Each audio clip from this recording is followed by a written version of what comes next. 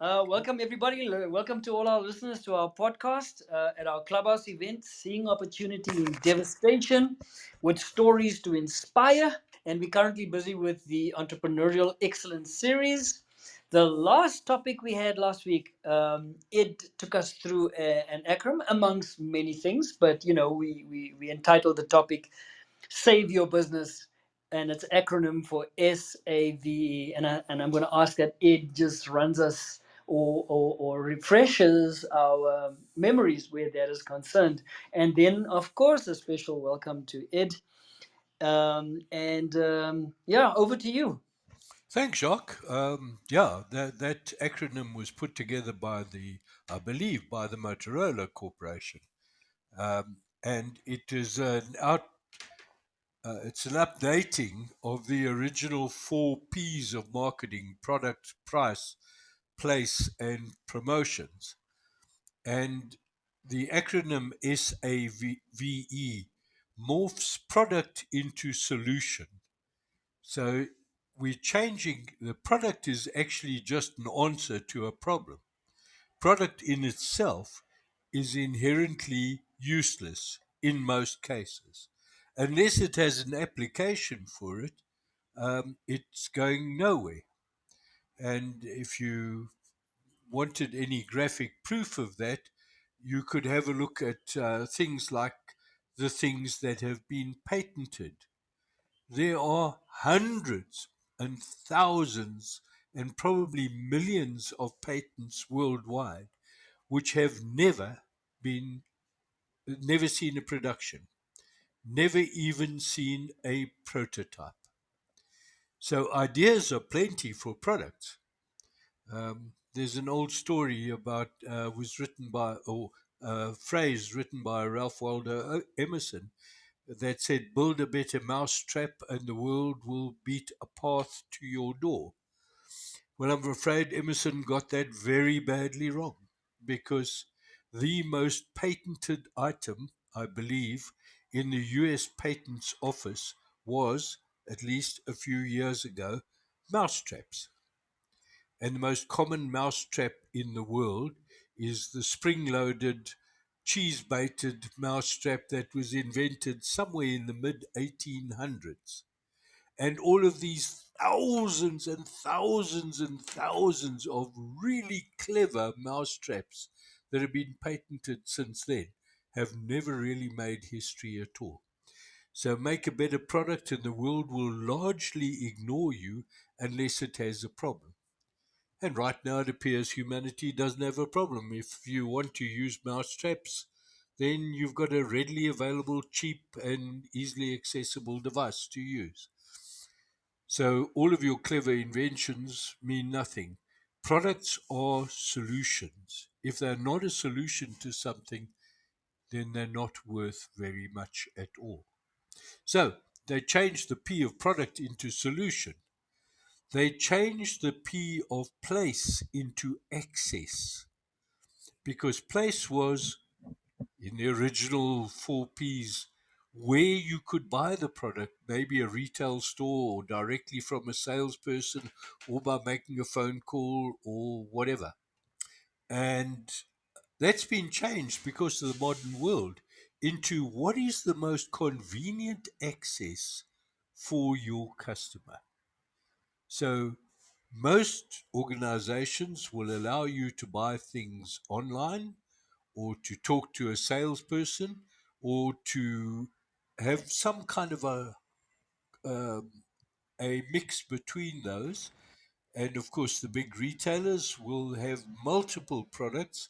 Your average smallish, medium-sized supermarket, I believe, has about 10,000 different products on its shelf. Um, and even a hardware store these days will have thousands of different products available in store. So a lot of speciality has become a spread, a selection of products that, because it's convenient for a buyer to go into one store and buy a whole selection of things. Equally, shopping malls have become very popular because it's very convenient for buyers to go into a shopping mall and buy groceries from one store and airtime from another and clothing from a third and fast foods from a fourth. And they're all in the same precinct. So accessibility, and that's something that people should check. Just how easy is it to buy from you? Um, there are numerous examples, and it's sometimes quite fun to try to buy a product from someone and go through all of the hoops that they put in your place, in your way, to stop you from buying from them. And I had an excellent example of this just in the past few days. I walked into the store of one of the major cellular phone providers, and I wanted to know whether I could use their services at a new address where I'm planning to go. And they told me what I had to do. To do that, I had to fill in quite a complex form. I had to provide them with certified copies of my ID and months of bank statements because I work for myself, um, and all sorts of other issues. And I said, is this all really necessary? Right now, I'm paying a lot more money than you are asking me for to another service provider. Can't I just provide you with a reference there? Nope, that's the rules. So I said, fine, what sort of speeds am I going to get at that end? And they said, well, actually, we have an app that can tell you what our coverage is there, but it's not very accurate because it's different to the coverage map which is in the application form. So, in order to find out whether I had decent coverage there, I had to fill in an application form and sign up for a contract. And I was just buying some data access for a fairly lightweight computer operation. It is amazing how many times people put things in your way to stop you from buying. And I don't know who puts the rules in place, but they presumably don't see the irony of training a huge extended network of stores and franchises and store clerks and everything, and then making it very, very difficult for them to sell. So, what's the access to your product? The P that stood for price turns into value. Because once again, price is just a measure of the amount of money or equivalent that a willing buyer will pay a willing seller for a given commodity. That's all a price is. And so, price itself is simply a measure. And to the buyer, it is the measure of the value of the thing that they are buying from you, the product or service that they're buying from you. If it doesn't have a value, they're not going to buy from you. You can't even give it away. And trust me, I know this. I've experimented quite a bit of late of trying to give things away that people don't want. They see no value in them.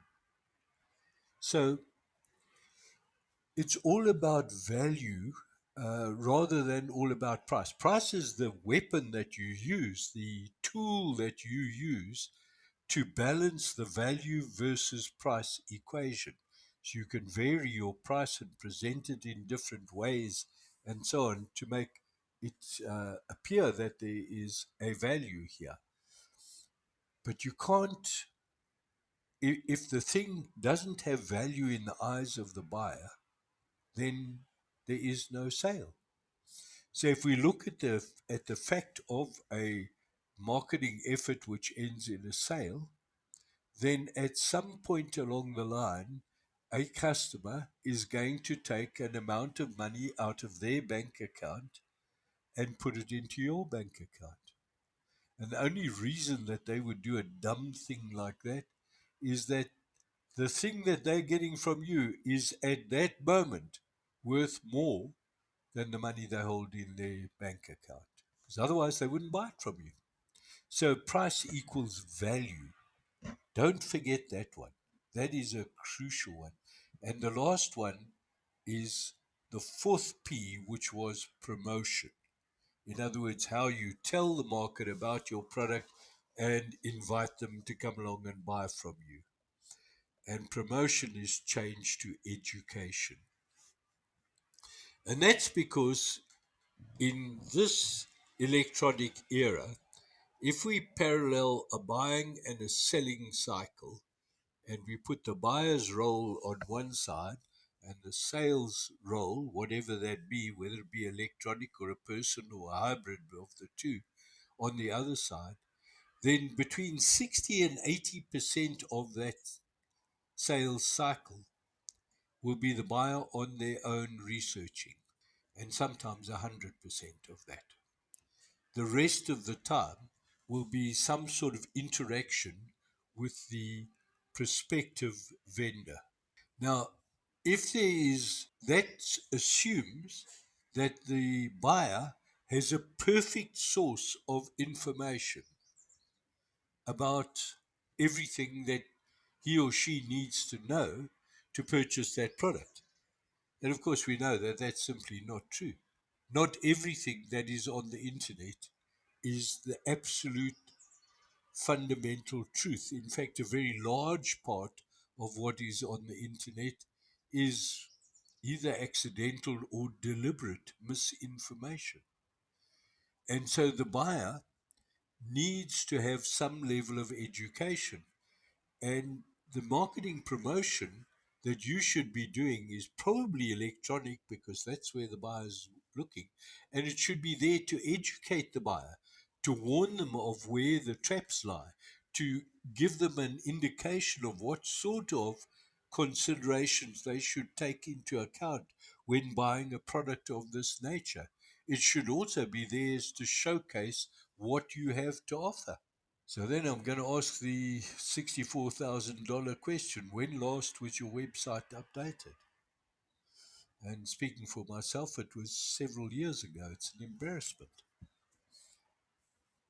I need to change that and change it fairly rapidly because my website is not providing the education that potential buyers need about what it is that I do. But it's very rare to have entrepreneurial businesses having a website that is updated on a almost day-to-day basis as things change with new information, new insights, new ideas, new concepts. And that's the online presence. To some degree, that's taken over by social media, where there might be a lot of information going out, which is much more current. And quite often, and I guess it happens to all of us, our social media will be in conflict with our fixed information like a website. So our social media will be telling one thing, but we haven't updated our website to say the same thing. So we have a difference between the two. If we stop thinking about promotions as being trying to attract anyone to come along and buy from us and start thinking about giving information to potential buyers, which will encourage them to at least sample our wares, then we are likely to be a lot more effective and cost ourselves a lot less money on promotion. In the original P for promotions, there were in itself four categories. There was advertising, there was direct sales, there was PR, and there were marketing promotions, things like exhibitions, roadshows. Anything that wasn't advertising in the classic sense and wasn't PR, in other words, it wasn't information that you were providing to the media on a broad based scale. So, any other activity, roadshows, exhibitions, speeches, or anything else, blogs, or anything else, would be considered as promotions. And once again, it's worth thinking about those categories and saying, do we actually have an adequate PR function? Do we tell people all the good news? Do we tell people about what's happening in our industry? Do we tell people where they can make savings? where they can do better than they're doing at the moment. And usually these days, a PR statement of that nature won't go out to newspapers. It'll go on to one of the electronic sites, something like LinkedIn or Facebook or one of the others. And it's very good to do that. That's great PR along the line. And yes, you can employ a professional PR agent, or if you're a smaller outfit, you can do it yourself. But you shouldn't ignore it. Take a little bit of time, even if it's once a month, to putting together some facts about your industry that people probably should know and don't, and put it onto your LinkedIn profile or your Facebook business page or wherever else that you are, Instagram or wherever else you are. And of course, advertising is the one that everybody loves. That's advertising and marketing promotions are the fun ones. That's where we naturally, as marketers, gravitate to show ourselves as being really smart and clever and good wordsmiths and lovely graphic artists and really clever at exhibiting and other marketing promotions, sponsorships, and whatever, and get a lot of kudos out of that, a lot of self gratification out of that. We have to keep asking ourselves, is that actually working? Is it contributing? How much does the annual golf day actually contribute towards turnover? What would happen if it disappeared forever? Um, and we tend not, because we live in our comfort zones, we tend not to go there because going there is a bit tricky.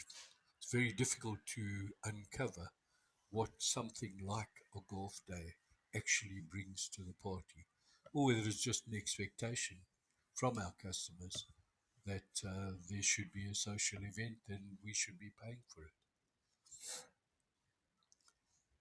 Right, so those were, the advertising, the marketing promotions, the PR. And then the fourth one of those in the education cycle was direct sales. So let's shift the focus away from marketing now and onto the business of selling. And we're going to be talking about selling for the next um, couple of sessions here. But the first part of the sales discussion is to define what sort of sales model do you have? Do you have a direct sales model where you, the entrepreneur, or a sales force acting on your behalf, or an agent acting on your behalf, interacts directly with the customer and makes sales? Um, so that's a person based selling operation.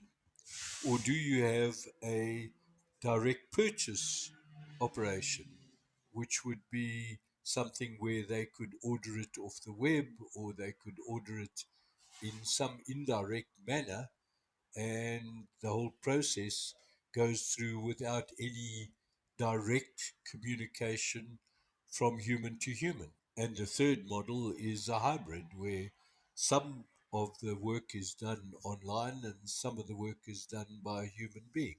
That's perhaps the most common one in entrepreneurial organizations. But let's go to the first one, to the face-to-face sales.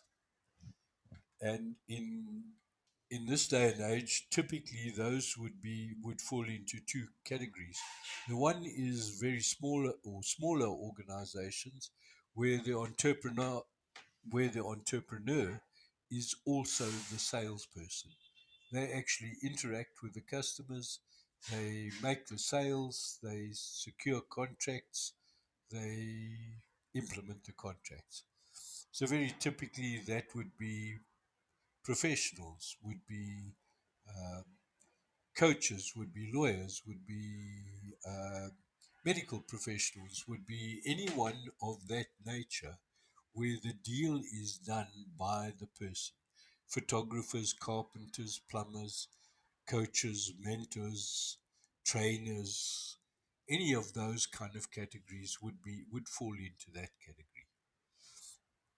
And there, and if it's more in an industrial, the second category is more in an industrial sales capacity or a financial sales capacity, where there's actually a sales force, where you have account managers which interact typically with your customers. They don't often do new business sales. Their job is more to keep their customers and keep their customers happy. And then, if it's an in person sales model, whether by the entrepreneur or by some sort of sales force, I have a question that you should pose to yourself.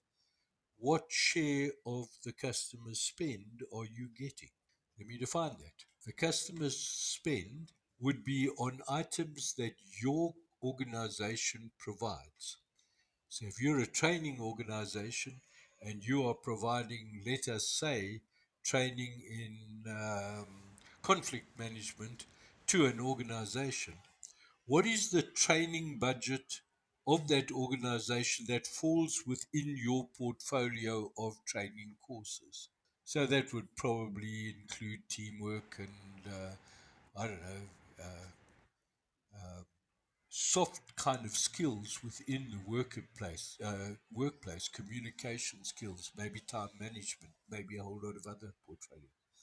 What percentage of that are you getting as the trainer?